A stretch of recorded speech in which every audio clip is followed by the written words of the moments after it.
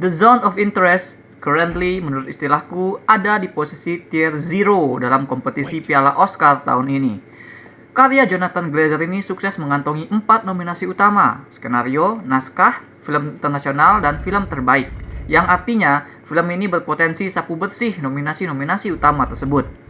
So, interestku buat The Zone of Interest melambung tinggi. Serta juga skeptis dan perasaan tertantang membayangi di baliknya. Apa beneran sebagus itu?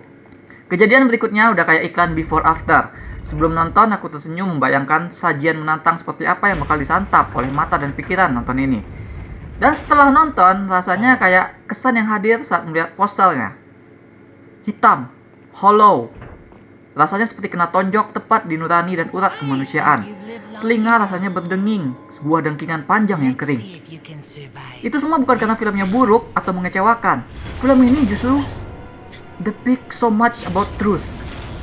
Soal betapa canggihnya kemampuan manusia untuk nyuekin kejadian di sekitar, bahkan ketika semua itu mulai ada dampaknya bagi jiwa kita.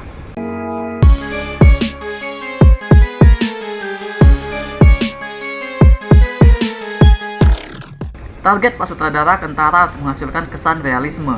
Kita dapat menangkap ini dari gimana kamera film dibuat statis mungkin. Tidak ada zoom, tidak ada gerakan sensasional, tidak ada shot-shot drone fantastis. Kita dibuat seperti beneran di sana menyaksikan sendiri dari jarak yang cukup dekat kehidupan sehari-hari keluarga Komandan Rudolf Hoss di rumah mereka yang nyaman. Rumah itu cukup besar tapi tidak sedemikian mewah. Ruangannya kayak rumah dinas biasa lah, dipenuhi oleh sejumlah pelayan yang sibuk. Rumah itu punya halaman hijau yang cukup luas, ada kolam renang kecil, ada kebun bunga dan sayur-sayuran yang diurus oleh Hedwig, istrinya Hoss.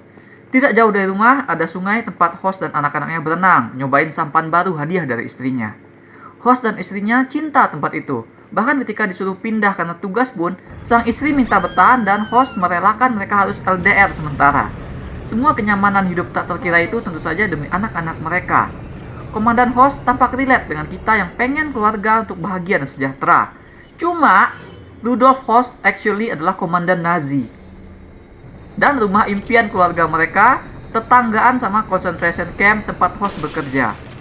Camp Auschwitz, salah satu camp Nazi yang paling dikenal karena tindakan kejam pembunuhan dan pembakaran terhadap orang-orang Yahudi yang di situ itu udah kayak rutinitas sehari-hari. Pilihan film ini sekilas tampak ganjil. Kenapa tokoh utamanya adalah Nazi, ya kan? Kenapa tokoh utama itu dimanusiakan sedemikian rupa sehingga dia kayak kepala keluarga biasa? Tapi jangan keburu ngejudge film ini sebagai tontonan yang tidak berpihak kepada korban.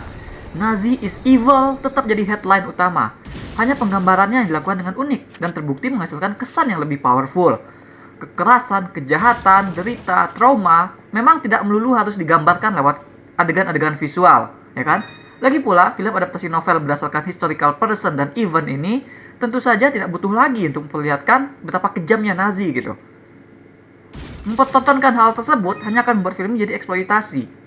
Jadi yang dilakukan oleh film ini untuk mencuatkan kekejian mereka yang punya ideologi bahwa mereka itu adalah manusia yang paling sempurna gitu kan, adalah dengan mengontraskan kehidupan sehari-hari keluarga Hoss dengan keadaan di luar rumah mereka. Kontras yang memperlihatkan mereka itu bisa hidup biasa saja padahal di luar pagar mereka terjadi pembantaian dan penembakan. Nah, suara-suara tembakan, suara teriakan, suara perintah-perintah galak yang kadang teredam oleh suara mesin motor ataupun suara kereta api secara konstan terdengar memenuhi udara halaman rumah mereka, merayap di balik percakapan ringan ibu rumah tangga. Aku bahkan keingat apakah film ini tuh ada skor musik atau enggak, karena suara-suara kejadian di latar mereka, suara penyiksaan, pembunuhan itu yang paling bergaung gitu. Ngasih sensasi disturbing luar biasa karena di layar yang kita lihat ya orang-orang yang jalani hidup seperti biasa. Nah, film sudah ngasih kita peringatan untuk was-was lah, untuk awas terhadap suara yang sejak dari momen pembuka diperdengarkan oleh kita. Jadi dalam pembukanya cuma layar hitam, tapi ada suara kayak dengung mesin yang bikin feeling uneasy. Selain desain suara yang jelas-jelas jadi kekuatan khusus film ini, juga diperlihatkan kepada kita clue-clue visual. Pesawat pengebom yang tersibak di langit di antara kain-kain putih yang dijemur. Asap yang muncul menghiasi background menandakan lagi ada yang sedang dibakar di gedung-gedung sebelah rumahnya. Air cucian sepatu bootnya Hoss yang berwarna merah, ini kan menandakan dia baru saja dari medan pembunuhan, dari medan pembantaian. Terus badan anak-anak host yang penuh pasir saat dimandikan pulang berenang dari sungai.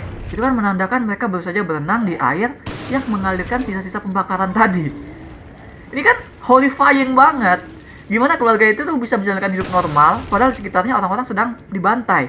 Gimana mereka lebih memilih untuk bertahan di sana bersama anak-anak mereka gitu. Itulah kejahatan manusiawi yang ingin ditonjolkan oleh film. Alih-alih membuat mereka berlaku kasar dan biadab seperti biasanya film-film menunjukkan kekejaman Nazi, film ini memperlihatkan mereka tuh jahat karena mereka tega-teganya hidup seperti itu. Dan pada gilirannya kita yang kena sentil. Karena walau mungkin dalam hati kita bilang kita nggak akan pernah sejahat Nazi, tapi nyatanya film ini bisa menarik garis relate dari kita yang berusaha hidup tentram sekeluarga, sementara mungkin tetangga kita ada yang sedang kesusahan. Ketika kita membaca berita perang di timeline, menonton berita tragedi di TV atau internet, posisi kita sudah seperti keluarga host. Kita mendengar jeritan-jeritan itu, namun seberapa besar tragedi itu mempengaruhi kita. Ending film ini mendorong gagasan tersebut lebih dekat lagi dengan actually memperlihatkan masa sekarang, saat hasil kerja host dan pasukan Nazi nampang di museum. Memorabilia kejahatan itu dijaga, dipajang. Buat apa? Pengunjung museum datang melihat dan belajar sejarah, tapi nyatanya sejarah itu terulang. Karena perang masih ada, sedang berlangsung. Gimana kita tidur malam hari? Nyenyakkah tidur kita di balik pagar masing-masing meskipun mendengar masih banyak kekejian di luar sana? Pertanyaan tersebut tidak dibiarkan terbuka oleh film ini. Inilah yang actually jadi bikin film lebih kuat. Karena dia bukan sekedar menggambarkan pandangan realis yang puitis dan menohok, tapi film punya jawaban dan itu bukan menuding kita semua sama jahat dengan Nazi. Enggak, film ini justru memperlihatkan bagaimanapun host dan keluarganya berusaha cuek, tapi deep inside mereka terpengaruh juga. Bahwa manusia, kita, tidak akan pernah bisa untuk benar-benar tidak peduli. Dan sebenarnya manusia bakal sama-sama menderita atas kejahatan yang dilakukan kepada manusia lain. Film ini ingin menggugah kita. Makanya film yang mengincar realisme ini tak lantas ragu. Di beberapa tempat menjadi sangat jarring, sangat aneh.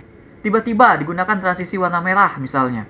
Film ini benar-benar ingin memastikan apa yang kita tonton mengganggu bagi kita. Satu adegan paling tak biasa yang dilakukan oleh film ini adalah adegan di malam hari dengan menggunakan kamera thermal. Jadi kita melihat sosok perempuan remaja meletakkan buah-buahan di hutan dan di tempat-tempat yang sepertinya bakal dilewati oleh tahanan di camp. Dia melakukan itu saat hari sudah benar-benar gelap, nggak ada cahaya. Dan film ini karena mengincar realisme tadi, tidak menggunakan pencahayaan buatan apapun, melainkan pakai kamera yang memotret suhu tubuh. Alhasil, nonton adegan itu tuh bergidiknya bukan main. Sosok perempuan itu berpendar putih, sementara latarnya gelap. Buatku adegan itu, kesannya gadis itu kayak secercah harapan gitu. Sekaligus juga nunjukin manusia itu di dalam ya putih, baik. Tapi kita semakin jarang punya kesempatan ataupun keberanian untuk menunjukin itu. Karakter nenek yang menginap diceritakan akhirnya pulang diam-diam karena nuraninya nggak kuat dengar jeritan yang semakin jelas di malam hari yang senyap. Nenek ini nggak bisa tidur. Anak-anak host, ada yang diam-diam mengoleksi gigi korban dan dia merenungi gigi-gigi tersebut. Ada juga anak yang mendengar suara orang ditembak, lalu dia bergidik ngeri sebelum akhirnya berusaha kembali oke-oke saja gitu main tentara-tentaraan. Nggak ada yang sebenarnya bisa benar-benar hidup nyaman dalam kondisi tinggal bersebelahan dengan daerah konflik seperti itu. Bahkan host pun mendapat pengaruh secara psikologis. Ini jadi cara film untuk mendesain inner journey dari karakter utamanya, untuk membuat dia bisa mendapat sedikit simpati gitu.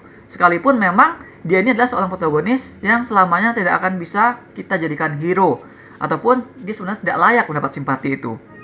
Jadi host yang kerjaannya bikin gas chamber sedang berpesta, semacam dia naik pangkat jadi dibikin pesta untuk dia. Tapi di akhir itu kita melihat dia curhat nelpon ke istrinya, bahwa dia bilang anehnya dia merasa pengen ngasih gas buat orang-orang Nazi teman-temannya di pesta itu. Ini hampir seperti nuraninya yang bicara, yang menyeruak keluar, terbangkitkan oleh selama ini dia tinggal begitu dekat dengan para korban. Mungkin dia menyesal, ya kan? Perjuangan terakhir host sebelum kita melihatnya menghilang ke dalam kegelapan saat turun tangga adalah pergulatan batin nurani lawan ideologi. Host muntah tapi tidak ada yang keluar. This is as good as we can get dari journey dari karakter seperti host, yang kita tahu siapa yang menang dari pergulatan personal dalam dirinya tersebut. Kupikir begitu film ini selesai kutonton, penasaranku sudah hilang, maka aku bisa tidur nyenyak. Tapi ternyata enggak. Film ini berhasil bikin mikir sampai nggak bisa tidur. Desain penceritaannya luar biasa, menunjukkan berapa ngerinya manusia, bukan dari kekejaman fisik, bukan dari eksploitasi kekerasan, ataupun menjual trauma, tapi dari mengontraskan situasi. dari gimana satu keluarga berusaha hidup nyaman dengan nyuekin hal di sekitar mereka. Naskah juga nggak puas dengan hanya menjadi gambaran itu. Inner journey karakter tetap digali seperti relationship mereka juga turut dibahas. Dan film ini berhasil melakukan itu tanpa merusak gagasan yang diusung. Membuat kita simpati tapi tidak sampai membuat karakternya jadi hero ataupun jadi pantas untuk simpati tersebut. Siap-siap saja kalau mau nonton ini, karena film ini boleh jadi adalah film paling menakutkan tahun ini. Aku berikan 8,5 dari 10 bintang emas untuk The Zone of Interest. That's all we have for now. Pernahkah kalian melakukan sesuatu yang membuat kalian tidur tidak nyenyak di malam hari? Jika berkenan, silakan share ceritanya di komen. Jangan lupa hit like dan subscribe supaya ketinggalan review dan playthrough lain. Kunjungi mydearseat.com untuk review yang lebih detail. Atau kalian bisa kunjungi store mydearseat di chiptoloka.com. Ada banyak kaos dan pernak-pernik custom yang unik, mulai dari film, musik, game, hingga wrestling. Thanks for watching. Remember, in life, there are winners and there are losers.